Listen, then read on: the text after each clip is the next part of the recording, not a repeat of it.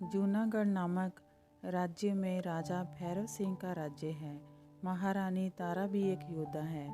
वह भी राज्य के लिए अपना पूरा योगदान देती है।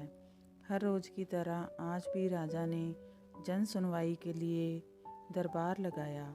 सब लोग दरबार में उपस्थित हो गए। महारानी तारा भी 8 साल के नन्हे राजकुमार के साथ दरबार में उपस्थित हुई। राजा सभी लोग अपनी अपनी समस्याएं रख सकते हैं। मंत्री सभी एक एक करके अपनी परेशानी बताइए। तभी गांव के कुछ लोग एक साथ खड़े हुए और उनमें से एक व्यक्ति रतन बोला, रतन महाराज, हम सभी की अलग अलग समस्याएं नहीं हैं, बल्कि सभी की 2 ही समस्याएं हैं। मंत्री देखो, हमारे पास इतना समय नहीं है, पहेलियां मत बुझाओ और जल्दी से अपनी बात रखो। रतन, क्षमा कीजिए, परंतु हमारे पास खाने के लिए पर्याप्त भोजन नहीं है और आधा पेट भूखा सोकर भी हमें भेड़िए का डर है। भेड़िया रोजाना किसी न किसी को मारता जा रहा है। मंत्री, हमने इस भेड़ियों को पकड़ने के लिए अपने सैनिक लगाए हुए हैं, थोड़ा सब्र कीजिए।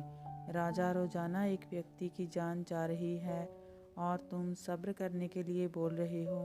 मंत्री, नहीं महाराज, वह भेड़िया बहुत शातिर है और मुझे लगता है कि वह कोई जादुई भेड़िया है, क्योंकि गोली लगने के बाद भी वह जीवित है। राजा, ऐसे कैसे हो सकता है? मंत्री, महाराज, मैं बिल्कुल सत्य बोल रहा हूँ। सभी नगरवासी इस बात के गवाह हैं। भेड़िए के घायल हो जाने के बाद भी वह अभी तक जिंदा है। राजा, तुम्हें जितने भी सिपाहियों की ज़रूरत हो ले सकते हो, लेकिन 2 दिन के अंदर मुझे वह भेड़िया चाहिए। मैं सभी के भोजन की व्यवस्था जल्दी ही कर दूंगा।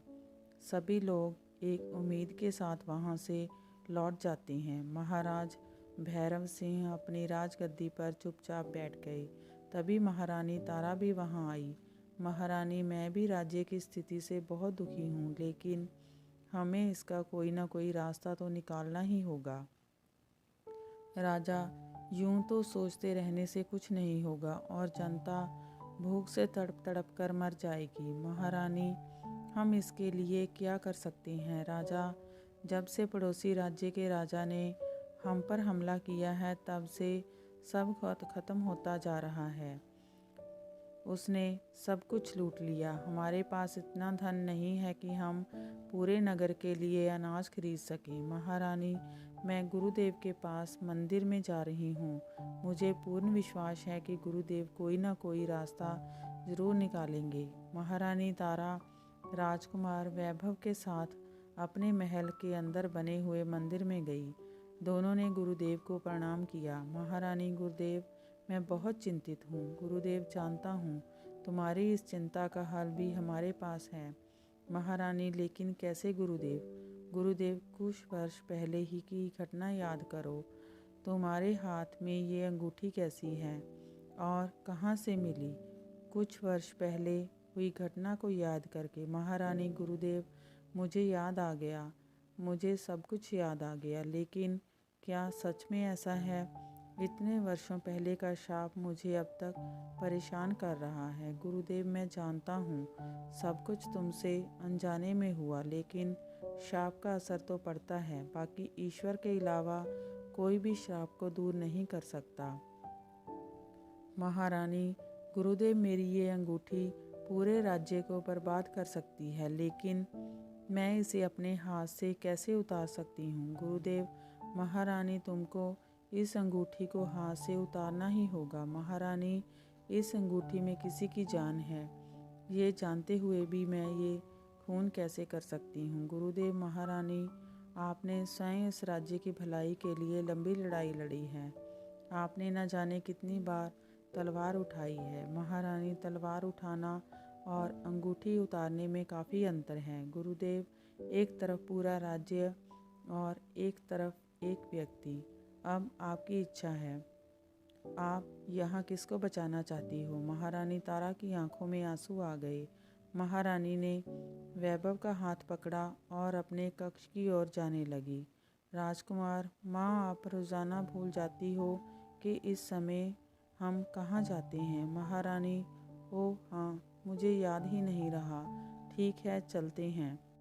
महारानी ने 2 सिपाहियों से कहा, महारानी, भंडार गृह में जितना भी सामान उपस्थित है वह सारा रख लीजिए और औषधि भी रख लीजिए। महारानी तारा आखिरी अनाज के बचे हुए दाने लेकर जनता के बीच पहुंच गई और सभी को थोड़ा थोड़ा दे दिया। नन्हे राजकुमार वैभव ने भी बीमारों को औषधि दी और लोगों के घाव पर राजकुमार ने अपने नन्हे हाथों से मरहम भी लगाया। ये देखकर सबकी आंखें भर आई। जनता: महारानी जी, जैसा भी समय हो, लेकिन इस समय भी आप हमारे साथ हो। खुद के लिए कुछ भी ना बचाकर आप हमारे लिए ले आई हो। महारानी: ईश्वर जल्दी ही सब कुछ ठीक कर देंगे। बहुत जल्दी राज्य से अकाल खत्म हो जाएगा।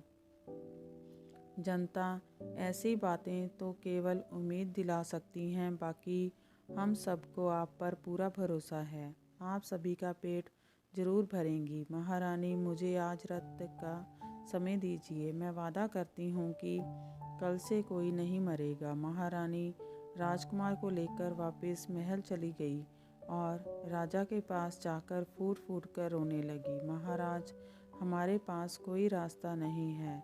अब तुमको ये अंगूठी उतारनी ही होगी। महारानी: हाँ, मैं कल ये अंगूठी उतार दूंगी। महाराज और महारानी दोनों राजमहल की छत पर खामोश खड़े हुए थे। दोनों की आंखें नम थीं। तभी उन्हें किसी की चीखने की आवाज़ सुनाई दी। सभी नगरवासी इधर उधर भाग रहे थे क्योंकि भेड़िए ने फिर से हमला कर दिया था। चारों तरफ चीख पुकार मची हुई थी। महाराज, आज मैं स्वयं इस भेड़िए से लड़ने जा रहा हूँ।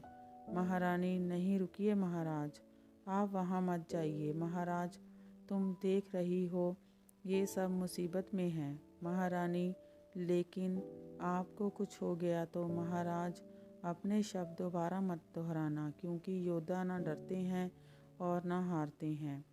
गिरते हैं तो फिर से उठते हैं। तभी शेर आना बंद हो गया। महाराज, इतने सैनिकों के होते हुए भी भेड़िया फिर से भाग निकला, लेकिन कल मैं खुद जाऊंगा। इसके बाद महाराज और महारानी दोनों अपने कक्ष में जाकर सो गए। अगले दिन महारानी ने पूरे राज्य को बुलवाया।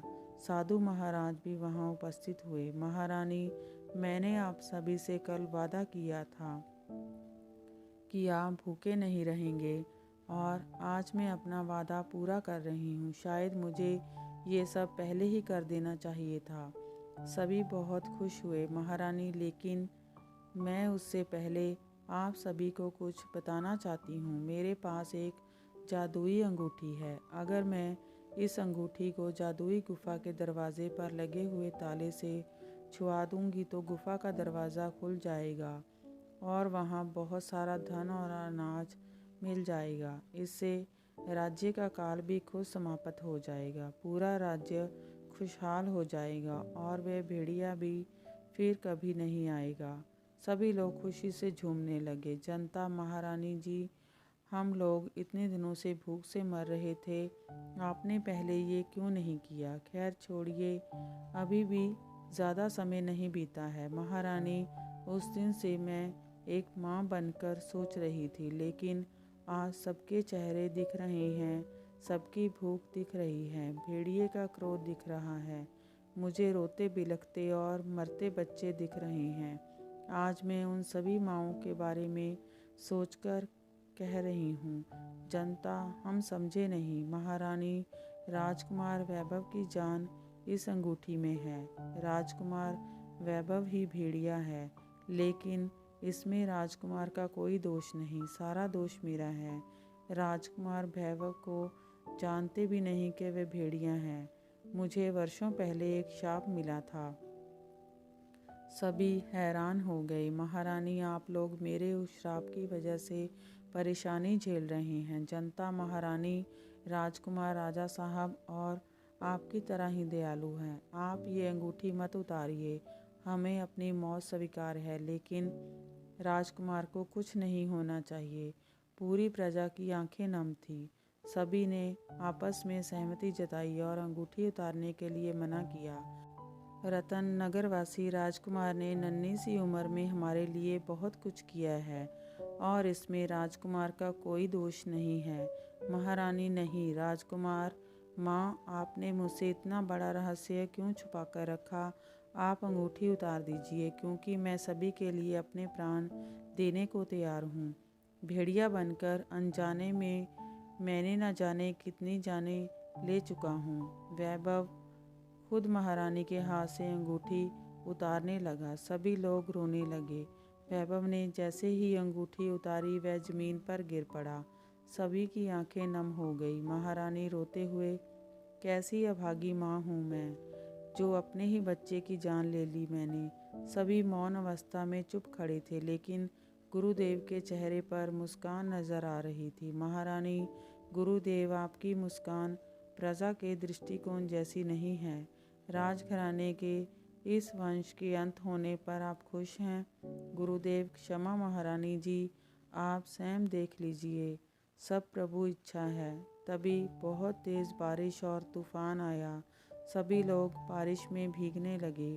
बारिश की बूंदों से वैभव भी जीवित हो गया, जिसके बाद सब हैरान हो गए और खुशी से इस ईश्वर का धन्यवाद करने लगे। महारानी, वैभव मेरा पुत्र ठीक हो? तुम बिल्कुल ठीक हो महारानी। हे ईश्वर, तेरा बहुत बहुत धन्यवाद। गुरुदेव, तुम्हारी सत्यनिष्ठा, दयालुता और ईमानदारी से ईश्वर बहुत प्रसन्न है।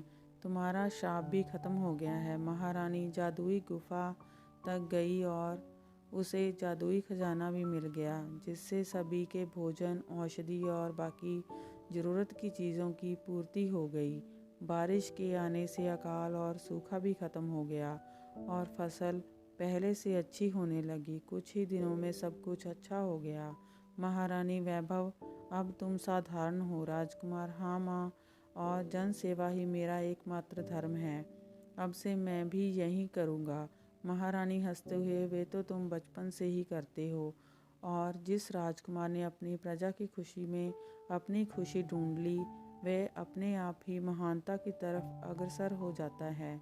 राजा वैभव सिंह अच्छे से राज्य चलाने लगे। महारानी तारा भी शाप मुक्त हो चुकी थी और बहुत खुश थी। इसके बाद पूरा परिवार राजकुमार के साथ खुशी खुशी रहने लगा।